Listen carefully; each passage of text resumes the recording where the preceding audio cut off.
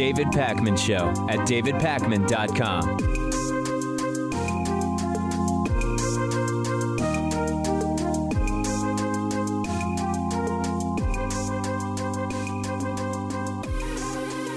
Okay, here's one of those things that really is a huge deal, and I want to tell you how big of a deal it is, but I don't want to seem hyperbolic, but it actually is a really big deal, so it's important to communicate how big of a deal it is, and I'm talking about the census. The Trump administration has now missed the deadline to print the census forms. Now, this is an attack on one of the fundamental institutions of our country. Every 10 years, there's a census. We count everyone. The information is used to make really important and influential decisions about how funds are distributed, how congressional districts are reallocated. Really important stuff that affects our country for a full decade until the following census. And you might remember, when the right was talking about Obama's not going to leave the White House in 2016, Obama's going to declare martial law and suspend the 2016 election. It is counterproductive, bottom-feeding, garbage conspiracy crap, and we were right to ignore it from the left. When Trump says he's possibly not going to accept election results, be it 2016 or 2020 or whenever, those are really disturbing possible attacks on our democratic system. But as I've said before, I can't think of any way in which Donald Trump would be able to successfully carry out not leaving the White House if he loses in 2020. But the census is the census, and it is a huge part of what we do as a country. And we don't have to speculate about what the Trump administration is doing because they're doing it right now. It's not they might do it at some point in the future. I've been telling you for years, the 2020 census is coming up. When we think about the 2020 election, remember, we're also going to be doing the census in 2020. Republicans got to draw districts in 2010. They know the importance of the 2020 census. I've been warning you for years now that the census is underfunded. For a while, there was no census director. I actually don't even know if there is now a census director.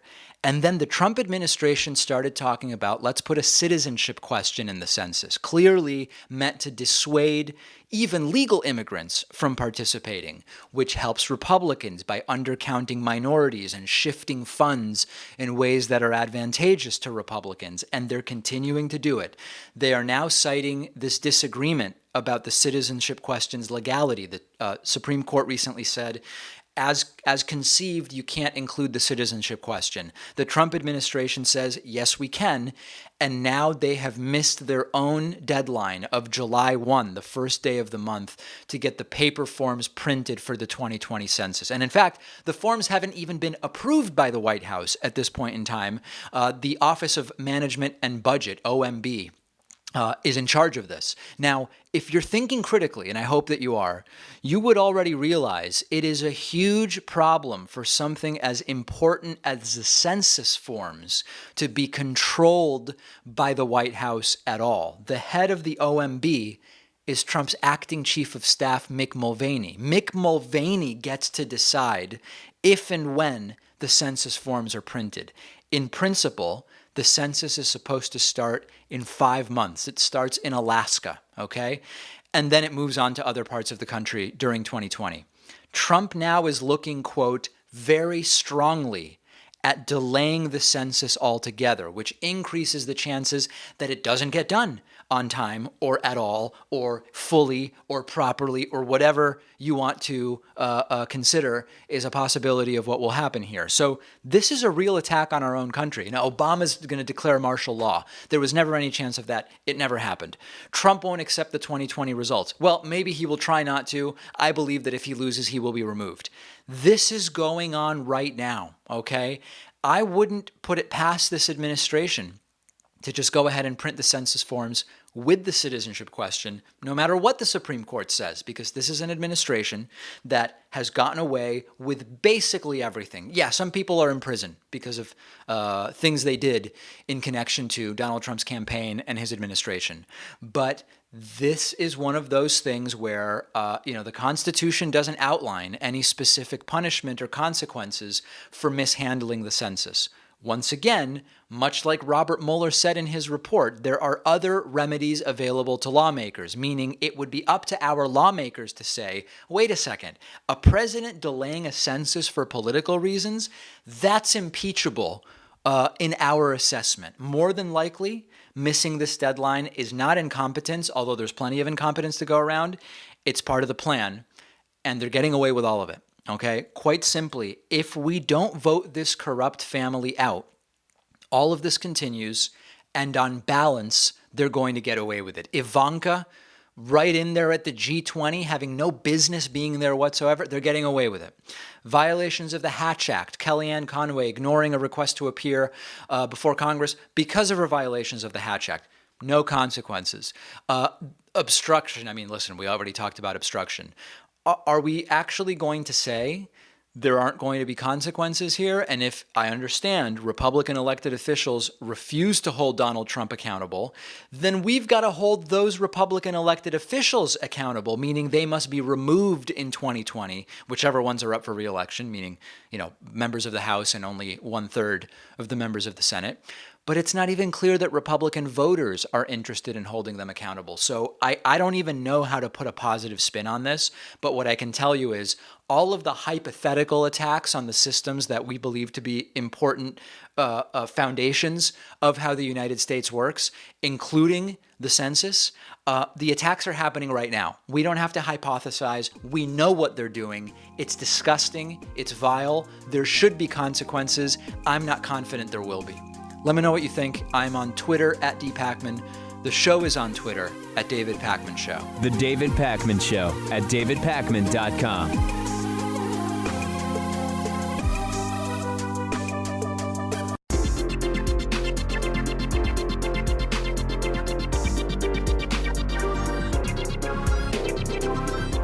The David Pakman Show at davidpakman.com. Today's new members of the day are Terrence Lupton and Diane Finston. Thanks to both of you. Really appreciate your support. This is a viewer and listener funded program. Also want to say thank you to Lucia Delia, who has been a member for almost 5 years. Today's longtime sustaining all-star, really great person, member of the day. www.joinpakman.com is the place to become a member yourself. We do have a coupon code, which will save you 40%. That coupon code is This is 2020. This is 2020 because it is. It is basically the 2020 election at this point in time. Okay, we're taking live calls earlier this week because of the 4th of July holiday. That is upcoming at 617-830-4750. Let's go. Let's see. We've got so many people holding who want to get on today. Let's start with our caller from the 330 area code. Who's calling today from 330? Hello, this is Jared. Hey, Jared. What's going David? Yeah, I'm from Youngstown, Ohio. I just wanted to know your opinion on what regular people could do to deal with this issue of child concentration camps and just concentration camps generally, and what even should be progressives with the correct policy going forward on this, because it's not enough to just go back to Obama era policy of keeping families together in these privately run concentration camps. We have to do obviously something more. So I'd just like to hear your thoughts on that. Yeah, this entire situation has been sort of held hostage by creeping normalization, as I like to say. And when I did a segment last week saying, let's debate whether kids in cages deserve soap or not. If 20 years ago you go directly to, let's cage kids at places like these, and we just have to figure out whether they deserve soap, that's too crazy too quickly. And the way that you get us to that point is by 20 years of slowly normalizing. There's no question that the dehumanization, the dehumanizing rhetoric from the right when it comes to immigrants and the use of the term illegals and so on has contributed to this. So you're correctly pointing out that just pushing the ball a little bit forward on marginally improving the conditions at these camps is simply not enough. And unfortunately, it's going to take more than one election cycle to fix this. Number one, obviously, it's not just the president, but it's holding all of our elected officials accountable for what's going on because they do have power to influence what the law is and what protocol is. But even going beyond that, the entire narrative around immigrants, including stories of they take our jobs, they are dangerous criminal, it all has to be undone. And unfortunately, it's decades of stuff. And so I don't know exactly how we start doing it. And I'm not super optimistic that it can happen quickly. Okay, thank you so much. I know that like I live in Youngstown, Ohio, and it's hard to get information on this stuff. I just found out a couple weeks ago that like we are the city that holds the most people in ICE detention for the state, and I don't even know like exactly where that is.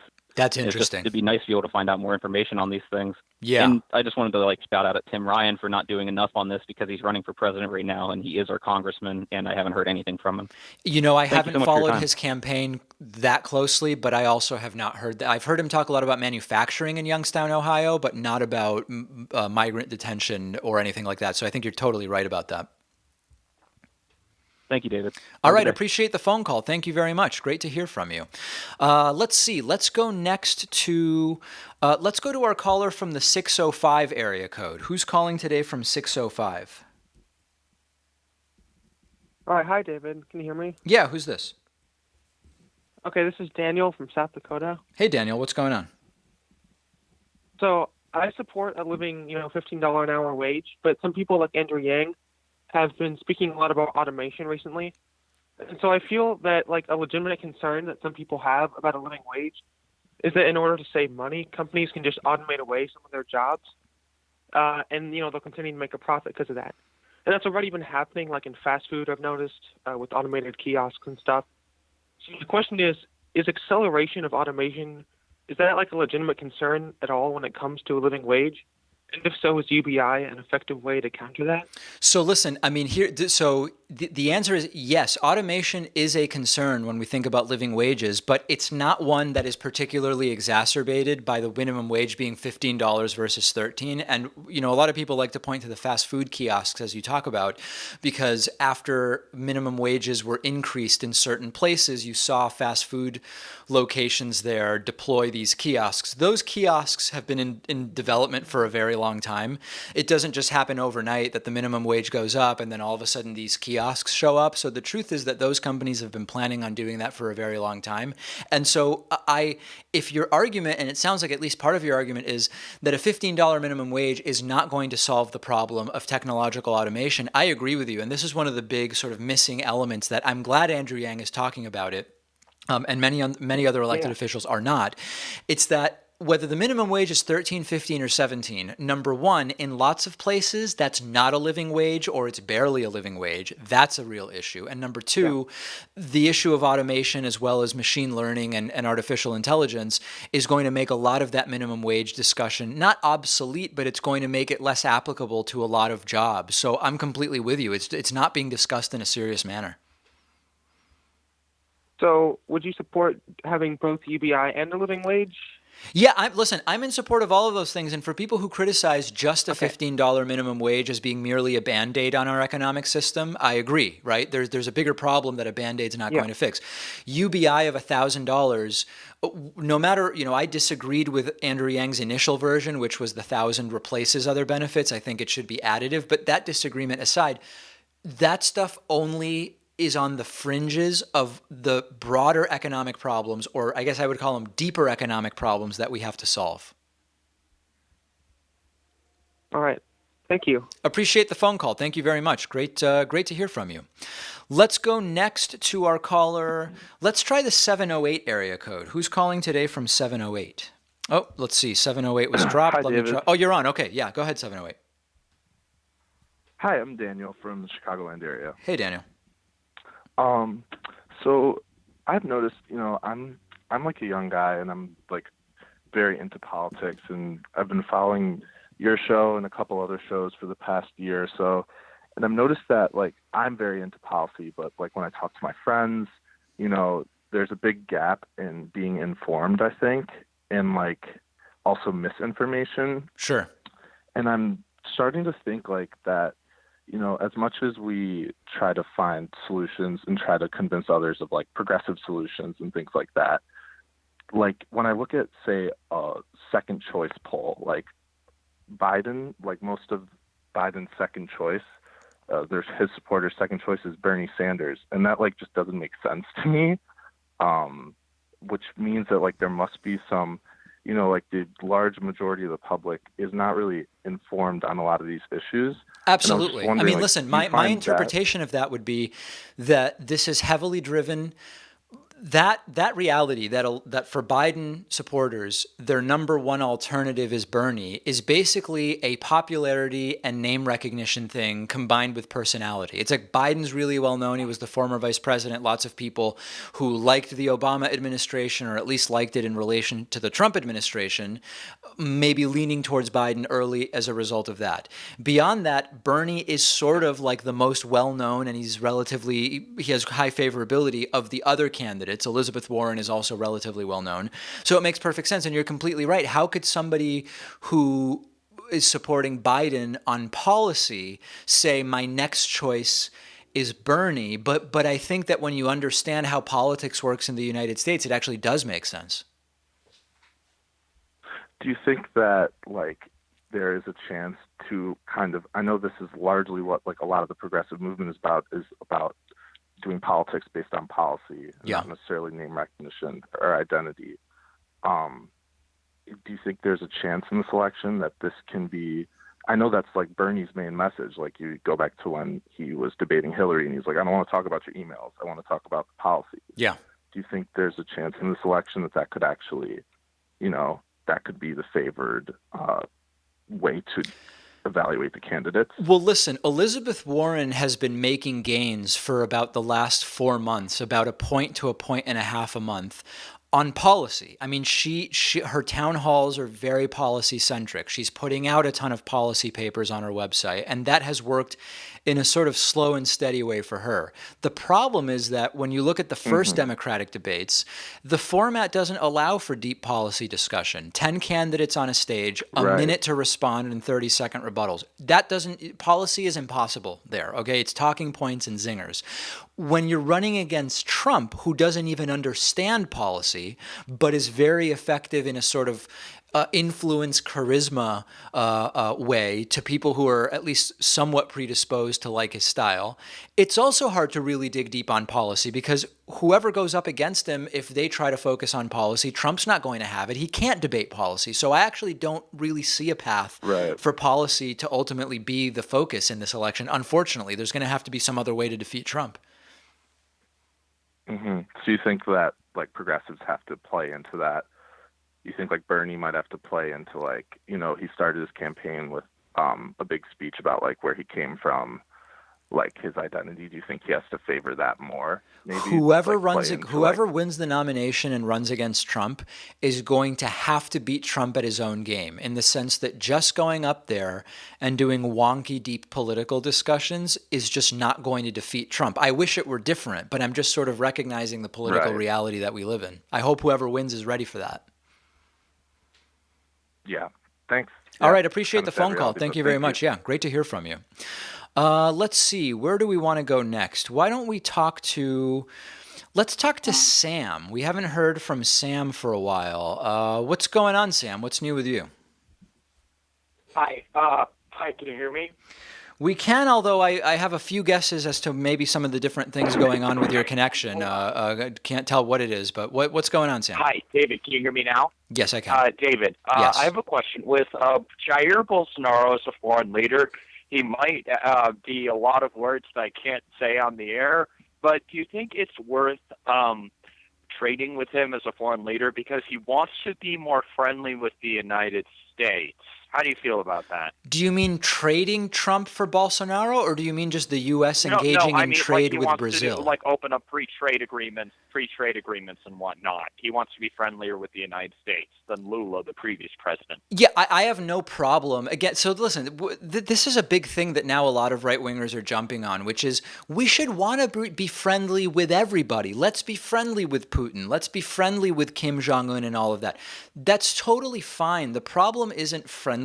The problem is when our president just gets himself taken advantage of and he doesn't even realize it because he's so ignorant, which is, I think, what's happening with Putin and what's happening with Kim Jong-un. So I have no a priori opposition to getting more involved economically with Brazil, assuming that it's being done in a way that, to call something mutually beneficial, if you have a zero-sum view on a lot of these issues, something can't be mutually beneficial. The problem is I just don't trust Trump to not get himself taken advantage of and not even realize it, which is the theme.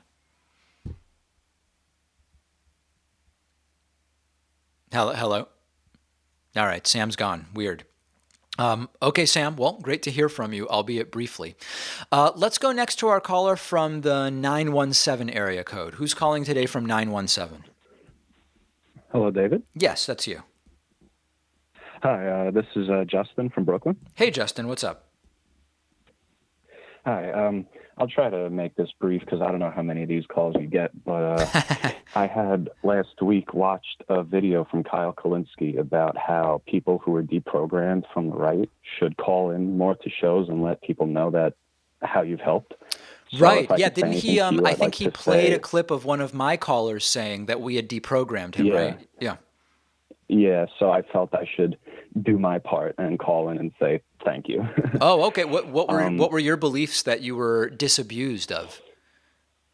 Well, one thing I have written down that I feel really kind of not so much angered me when I started moving out of my comfort zone, but I was a big listener of Ben Shapiro, Steven Crowder, Sargon of Akkad, Carl Benjamin. Yep. Stefan Molyneux, unfortunately. So I guess you could kind of see the path I was going down. Right. And one thing that really kind of angered me when I started listening to you, Kyle, Sam, is that the right kind of creates this caricature of the left of being these like people with, forgive my language, sticks up their butt, not fun. They're racist towards, and I know I don't know if this might sound weird to some, but the left is racist towards white people, and they kind of don't draw the line between, say, you and the pink-haired feminists that they love to rank on so much. Sure. And I think it's a great thing because one person who did also help me out a lot was Destiny. Interesting. And one debate that I had watched that kind of brought me a little further down the rabbit hole was one between Sargon and Richard Spencer. I didn't see that. And that kind of led me down it's interesting, but that kind of led me down a bit of a darker path until Destiny kind of jumped in and started debating them. Now, let me ask you this. Here's what I want to understand, and this is something I didn't successfully ask previous people who called in about when they had these transitions. What specific issue did you believe in one way? What side of an issue were you on when you were in that dark echo chamber? And then what is your position now? Like, pick any particular issue where your mind has been changed. Okay. So I guess I could pick one as being immigration. Okay. A lot of them like to throw out statistics of, let's say, one racial group performs more crime than others. Okay. When in actuality, immigrant groups don't commit as much crime as Native American citizens. So that was one thing that I kind of had to reevaluate. Now, that's an interesting one because with a lot of these issues, what changes is people's framework about the world rather than they just are given new facts. And it's interesting that, people like Daniel Kahneman will often say, we might think that if you just throw facts at people, they'll change their minds. But for most people, they're looking for facts that support their pre-existing notion. So it's interesting that you mentioned that one because it sounds like you're suggesting on that issue of immigration, it's not necessarily that your morality or outlook changed. It's that when you believed immigrants disproportionately commit more crime, you came to one conclusion about what policy should be. When you were given the correct information that immigrants do not commit more crime than native-born citizens, your position changed. And that's very interesting because for a lot of people, they come up with their opinion first and then find facts that support it. Yeah, it wasn't very easy to come to, the conclusion that I've been wrong for a while. Sure. I don't think that's really something anybody wants to do. But I'm sorry, I have a bit of a cold. But it's I don't want to prop myself up either. But I like to take the better. I'm sorry, I'm a little nervous. But no, provided with better facts and information, I have to change my ideas because I would feel disingenuous and dishonest if I didn't, because I know I'd be. It's great that you're saying that. I mean, that's just not the way a lot of people work, and it's not an ad hominem when I say that. It's just that we know that's how it works. Justin, I appreciate the phone call. I'm going to run because I've got a lot of people holding, but really great to hear from you. Of course. Thank you for taking my call. All right. Justin from Brooklyn, successfully deprogrammed. Great to hear from him. Okay, let's take a quick break. If you're holding, don't hang up because we're going right back to the phones momentarily. Don't hang up if you're holding. The David Pakman Show at davidpakman.com.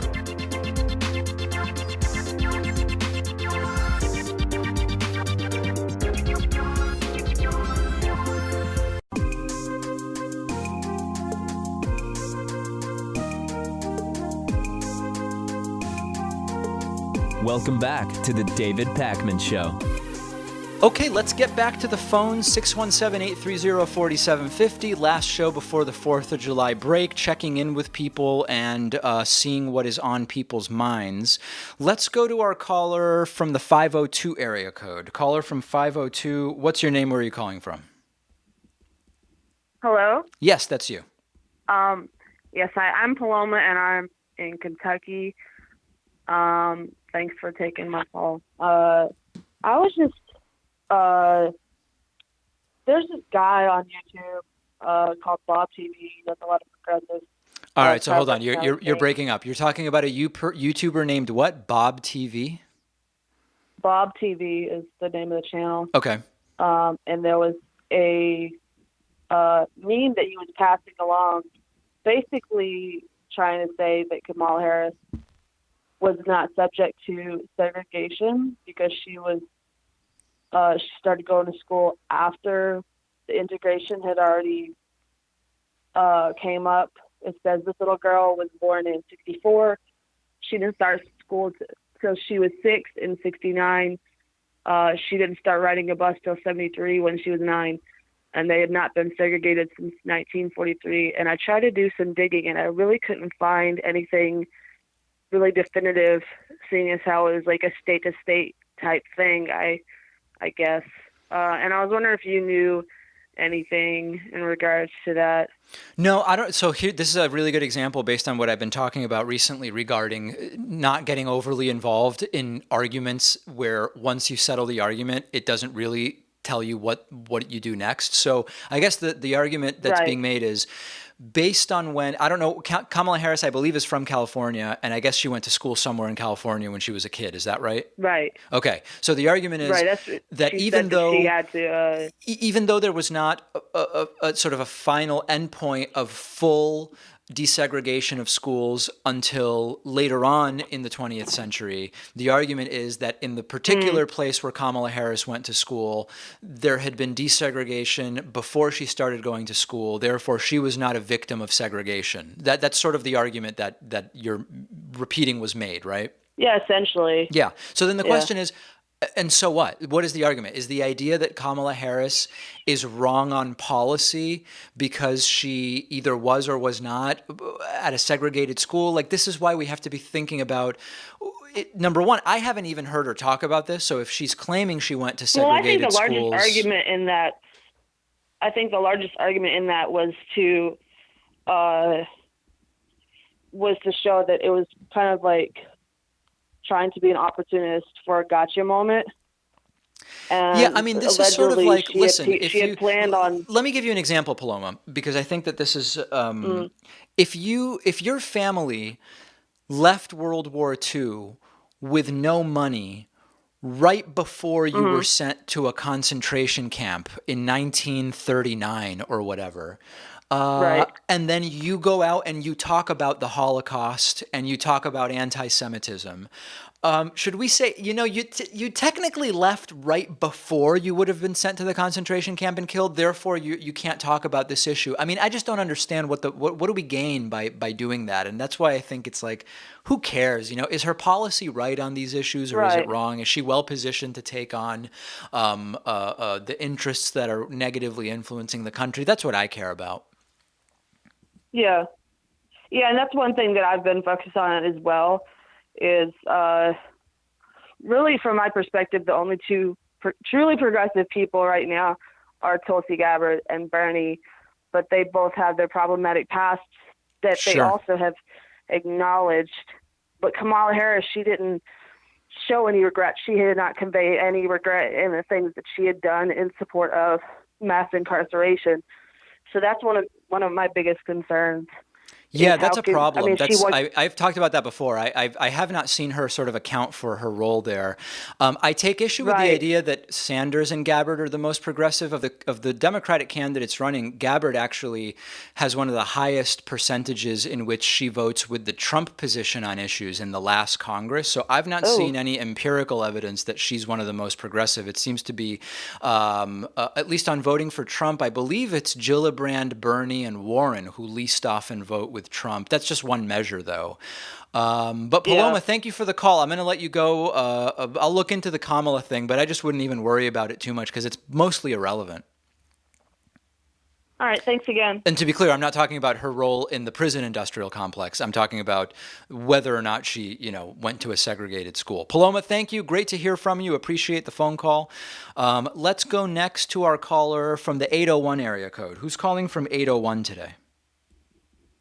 Hi, David. This is John Hey, from John. Salt Lake City. What's going on? And I had a question about the Democratic primary. Sure. I was curious, given that Harris, Warren, and Buttigieg seem to be vying for the same demographic or the same voters. Yep. I'm wondering if in some sense there will be a ceiling for them. And those voters, I see them maybe as like middle-class, suburban, college-educated. And I think this ties in with an earlier question you got from another caller, why, which I think you were correct on, but I think there might be something in addition to what your response was.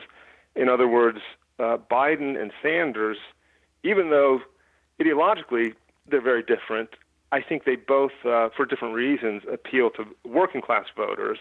I don't know if that's the case for Harris, Warren, or Buttigieg to the same extent. Yeah, that's interesting. So if I understand, your question is, will Harris, Warren, and Buttigieg, by virtue of sort of competing for a similar slice of the electorate, will they hit a ceiling that will preclude them from actually securing the nomination? Exactly. Is there a sort of zero-sum game for those three, as long as they stay in the race and they all stay strong?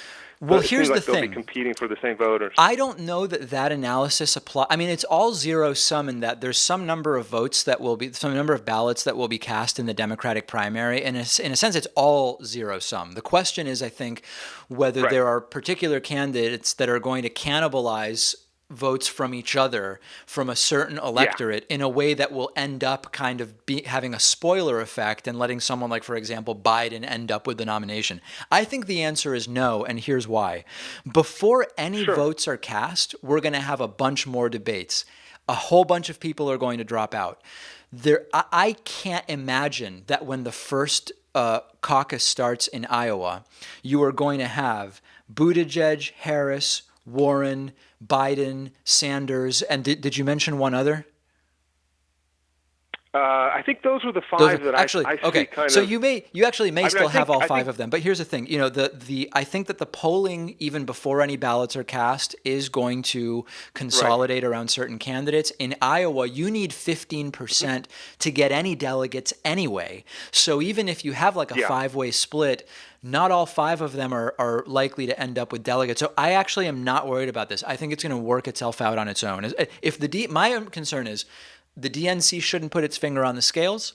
Let's have debates. Let's figure it out. Yeah. Totally agree. I think what I was getting at was that it might be an advantage for Sanders, because if Biden drops, and it seems like there's a good case to be made for that, that Sanders would pick up working class voters and not necessarily Harris, Warren, and Buttigieg, who would be vying for more middle class, educated voters. That's actually interestingly about that. When Biden had his initial decline from like 40-something% in the polls to like mid 30s, Bernie was Right. getting about 80% of Biden's decline, meaning like for every point Biden was losing, Bernie seemed to be getting at 0.8 of a point, and the other 0.2 were going to other people. But in the last few weeks, Biden's declines have been going more to Elizabeth Warren, to a certain degree Pete Buttigieg, and since the debates to Kamala Harris. So I think that generally speaking, you are right that Bernie would be a big beneficiary of Biden dropping, particularly because lots of Biden voters say their second choice is Bernie. But I think that the last 10 days or so tell us that other candidates may also gain from Biden's losses. We'll just have to wait and see.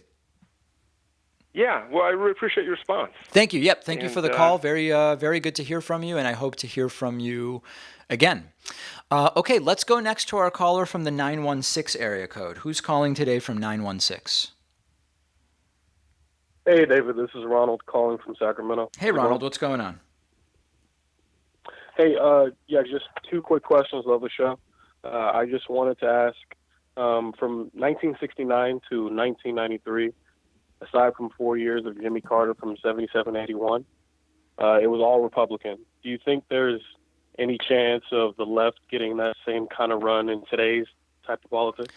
Honestly, no. I mean, the reason that I would say no is that there are a bunch of structural elements that favor the Republican Party. We've talked about the fact that gerrymandering makes it so that at the national level, Democrats need more than half of the votes to secure half of the districts. In an electoral college presidential election, it's a little different, but similar logic applies. The fact that conservatives tend to live more in rural areas and left-wingers in urban areas also favors in the map Republicans. Voter suppression and fewer people voting favors Republicans. Trump now has put 2 people on the Supreme Court who are going to be influencing the court for decades, including in election law related areas, which favors Republicans. So I see it as very unlikely that Democrats will have the run that Republicans had unless there is some kind of drastic change or a backfire effect to the Trump presidency that's bigger than what we're seeing. I don't see it as very likely. Yeah, and I agree. And I thought I was just being a pessimist, but like I'm originally from LA, and the amount of like "Make America Great Again" hats I've seen in like areas like the Inland Empire and like even the like Orange County. Right. Like every time Trump writes off California, I'm like, there are plenty of people out here who are rooting for you. They just happen to be white and from California. But I mean, I totally agree it's on like the reverse of the Texas thing. I mean, California is a very blue state and Texas is often considered a very red state, although less so recently. But what you've got to understand is there are still millions of voters in California who love Trump. And if it weren't for those coastal cities, Trump could win. And in Texas, there's also millions of voters who do not like Republicans, and they're mostly congregated in cities. Even though in raw numbers, Democrats still have a big lead in California and Republicans in Texas, these are not like immutable forever things. And immigration, from other states I'm talking about, as well as demographic changes, can really change these things over like a 10 to 15 year period. Yeah, and I appreciate you sounding off on that because I've like looked all around for the answer to this question, and that's the first time I've heard like something that's really coherent. And last like quick question I want to ask you is, even though it's being treated like a bathroom fight in high school, I think the reparations conversation is important just because of the country's history. But do you think, because the big thing I've heard from a lot of people is the example of like America will give Israel $4 billion in military support every year, and it only took America 3 years and to basically erect Israel after like 3 years after the Holocaust. Do you think that's a good example for why Black Americans deserve reparations and why like the numbers should be higher? No, I've never heard that, and it doesn't sound like a good analogy. It sounds like a losing argument to me. I've never heard that before. I'd have to think about it more, but my instinct is that sounds weird. I don't really get it. Gotcha. Okay. Well, yeah, hey, I appreciate your answers, and thank you so much for picking up. All right. Appreciate the phone call. Great to hear from you. Okay. That is all the time I have today. Sorry to everybody I didn't get to. Hope everybody has a good 4th of July holiday. We will take calls again, live streams upcoming on YouTube, and lots of other great stuff. Quick break. Very important audience questions that I will be answering after this very short break. The David Pakman Show at davidpakman.com.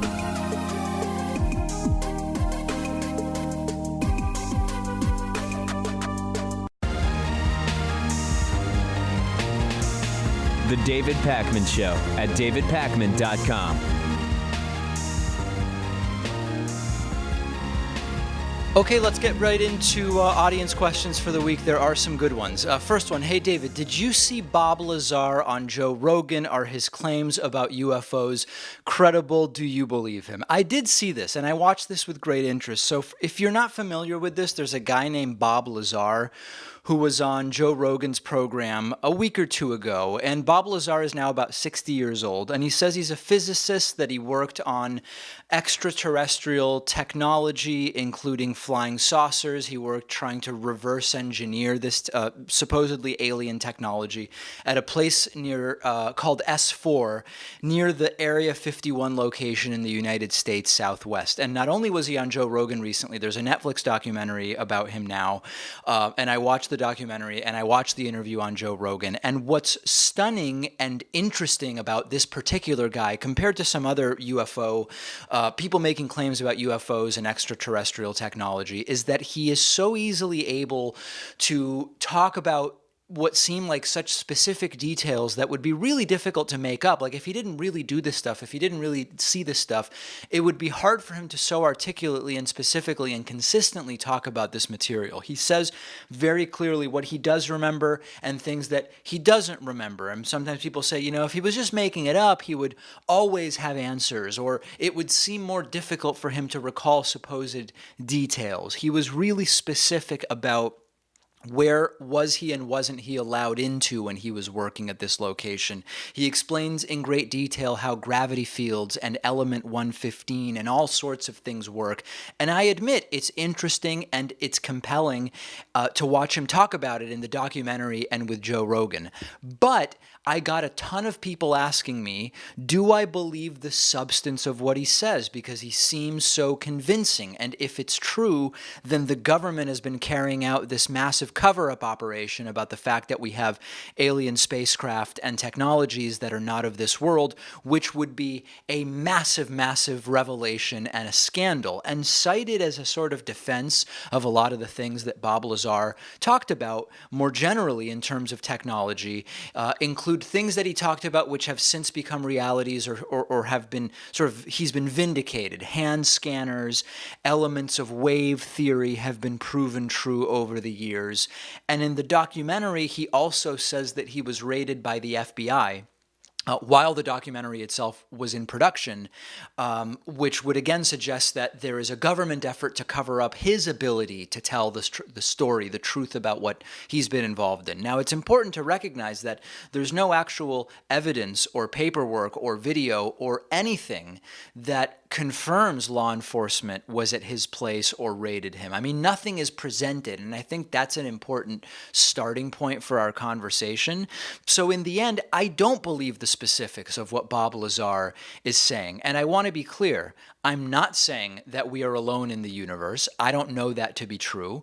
Mathematically, there's a very compelling case for there being alien life elsewhere in the universe. That's not what I'm saying. What I'm saying is that the Bob Lazar claims, for me, have very quickly become sort of these conspiracy things where absence of evidence is interpreted as actual evidence. So as an example, there's no evidence of the FBI raid that he claims happened. This is seen by those who believe Bob Lazar that clearly the raid happened and was covered up and all evidence of it was removed. Occam's razor would suggest that he simply made it up. The simplest explanation for why there's no evidence for that raid is that it didn't happen. Along the same lines, there's no evidence that Bob Lazar went to school at the places he claims he went to school. The documentary and the Rogan interview suggest that he did get these degrees from the places he claims, but in order to discredit him, there's been a campaign to erase all evidence of him having attended those schools. Transcripts and admissions records were deleted. People who attended the schools at the time he claims to be there have been gotten to, and that's why they're saying they have no recollection of Bob Lazar going there. It's a cover-up to hide the fact that he's really educated in physics. Again, Occam's razor suggests that the simplest explanation is the best one, which is he simply made it up. There's no record of him having attended those schools because he didn't. When you go further and you look into Bob Lazar's claims about gravity and whatever else, there are plenty of actual people we know to be physicists who debunk the stuff that he says. Now, I can't possibly debunk every scientific claim Bob Lazar makes, nor would it be relevant because people who believe it would just come up with new explanations as to why he's believable. But as an example, Lazar claims that one of his vindications is that science has now determined gravity to be a wave, which he's been saying for a long time, and a lot of the stuff he says about the alien propulsion systems depend on that. Actual physicists just don't agree with that premise. They say there is one theory about gravity, general relativity, which says gravity is neither a particle nor a wave. There are things called gravitational waves, but actual physicists widely say that even the way that Bob Lazar was setting up the conversation about gravity is wrong. But when you watch it, it seems so compelling and he seems so articulate about this stuff that people do get pulled in. So long story short, without diagnosing anyone, I've spoken to my dad about this extensively, who's a mental health professional, and generally about these, not about Bob Lazar specifically, but I've spoken to him generally about these folks who sound so smart and they seem so grounded, and yet they talk about these wild topics, but seem so normal without anything else unusual going on with them. You talk to them about sports or politics or whatever, and they just seem with it. Why is it that they wouldn't be believable about this one area, whether it's aliens or whatever else? There's a condition called paraphrenia, okay, that might apply to some of these folks. I'm not even pretending to diagnose Bob Lazar. I'm merely telling you there is a condition that explains this. And paraphrenia is a condition which is characterized by a very organized system of delusions that sometimes include paranoia. Sometimes there are hallucinations, often auditory, and sometimes there are not. So you don't even need to believe or argue about whether the person believes the things they say themselves or they're just making it up. Paraphrenia, notably, doesn't come with that deteriorating intellect or the personality issues that lots of schizophrenic people do experience. When schizophrenic people get serious schizophrenia, they often start to behave in ways that generally don't make sense. You meet them, you can't have a conversation with them about sports or politics or whatever. Their entire intellect and personality become compromised. With paraphrenia, you will much more commonly have people who don't act strangely or hold bizarre, out of this world, for lack of a better term, beliefs, except for this one area. And one thing that is often a part of paraphrenia is the belief of being persecuted. That paranoia also is often common in schizophrenia, which is right there in Bob Lazar's story, right? He claims to have been raided for the FBI. There's no evidence that that raid took place. He believes he's being surveilled. He won't talk about element 115 within earshot of phones that have the battery in them because he believes that it's possible that he is being surveilled there. So to be clear, I'm not saying Bob Lazar is paraphrenic.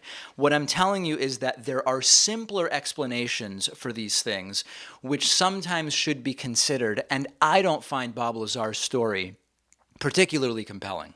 Tell me where I'm wrong. Hey, David, when do primary polls start to mean something? This came in from a lot of people, including from Austin Wenger via Twitter. In other words, when can we look at primary polling data and historically say, now this is probably giving us a good sense of when, of who the nominees are ultimately going to be? Let's just look at the data, okay? We're currently 12 or 13 months out from the conventions, which are in July and August of next year. We're about 17 months out from the 2020 election. So this is like equivalent to early July 2015 for the 2016 election. If you go back to July 5th, 2015, Donald Trump was only polling 6.5%. So the idea there is you really aren't going to know in July of the year before who's going to win the primary. Trump was polling only 6.5% in July, early July of 2015. He eventually won the nomination. However, by July 18th of 2015, Donald Trump was tied for first place in the Republican primary. And from then on, he was basically ahead to the end, with the exception of a couple of polls in November of 2015. So on the Republican side, historically, by late July, like 2 weeks from now, you would know, or you would expect, that the leader in the primary polls would be the nominee. Now, on the Democratic side, if we look at July 5, 2015, which again is equivalent to today, Hillary Clinton was polling 63, and Bernie Sanders was polling 14. Now, what's interesting about the 2015 Democratic primary is that Hillary did lose that advantage to Bernie all the way up to April of 2016, where Bernie got within 5 points of Hillary Clinton. But then again, Hillary Clinton built that lead back up. And as we know, she ultimately was the eventual winner of the 2016 primary. So in 2016's primary, the eventual winner on the Democratic side, Hillary Clinton, was leading all along. But I know you will say, and I agree, 2016 in the DNC primary, there were certainly some irregularities there. So what if instead we look at 2008? The reason we won't look at 2012 is Obama was just the incumbent and there was no primary challenge to him, not a serious one that I can remember anyway. So if we look at 2008, in July of 2007, which is equivalent to right now, Hillary Clinton was ahead of Barack Obama. July 5th, 2007, it was Hillary 37, Obama 23. And of course, eventually, Barack Obama did win that primary. So that is the glimmer of hope that those who don't want to see Joe Biden be the nominee, like me, Joe Biden is not someone that I'm supporting, are looking at. Now, as we know, Barack Obama didn't take the lead until February of 2008, which is still several months from today, equivalently. So the takeaway is, listen, in general, in July of the year before the primary, certainly by the end of July, almost always the person who's leading the polls ends up being the nominee. In cases where the July leader loses the lead and does not get the nomination, the person who does is not that far behind. They're polling second. Maybe there's some examples of where they're polling third. So what this would tell us about 2020 is that if it's not going to be Joe Biden who's the nominee, and again, statistically, the most likely thing is, historically, Biden is the nominee. If it's not going to be Biden, history tells us it will be someone who is already polling well, which in my mind means if it's not Biden, it's going to be Bernie or Elizabeth Warren or Kamala Harris. Now, there are those who say everything is different in 2020. We can't go at all by what has happened historically with these primaries. And if that's the case, then throw everything I said out the window and anybody could win.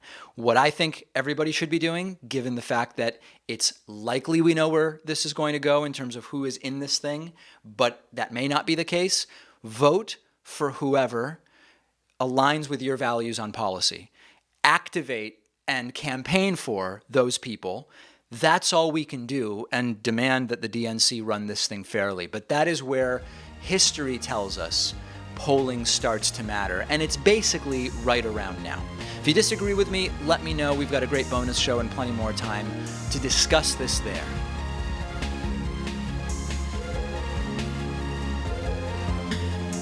The David Pakman Show at davidpakman.com.